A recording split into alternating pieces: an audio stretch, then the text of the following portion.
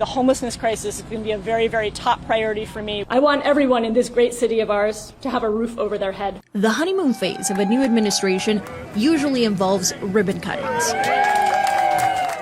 But this is how many first got to know Katie Wilson out on the picket line. I am proud to join them on their picket line and proud to say loud and clear, I am not buying Starbucks and you should not either.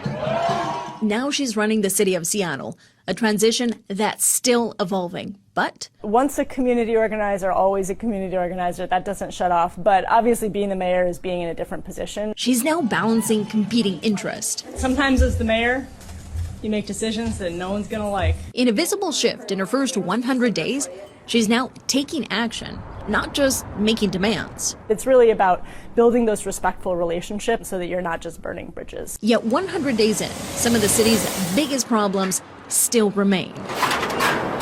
Downtown is struggling as it faces numerous vacancies.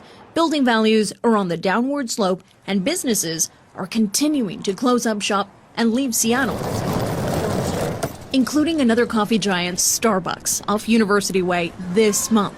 We need to put a lot of focused energy into trying to make sure that the revitalization of downtown continues. Her plan is to push for a new vision, rethinking downtown's landscape. How can we turn downtown into more of a 24/7, residential neighborhood? At the same time, she's facing a budget shortfall. The city has a large structural budget deficit that, my administration has inherited. All while her transition has been filled with threats of losing federal funding over the city's sanctuary status. Yes, there are continuing dangers that we might lose funding for homelessness response and other types of funding that come through the federal government. We're doing our best to prepare and make sure that we will be able to, make things whole in the event that that happens. Seattle is gearing up for a global moment.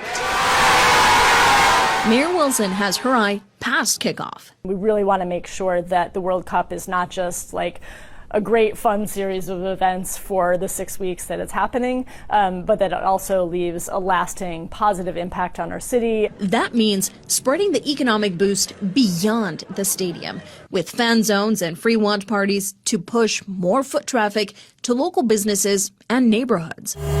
From sidewalk improvements to transit upgrades, the entire city is betting that once the crowds leave, the progress stays.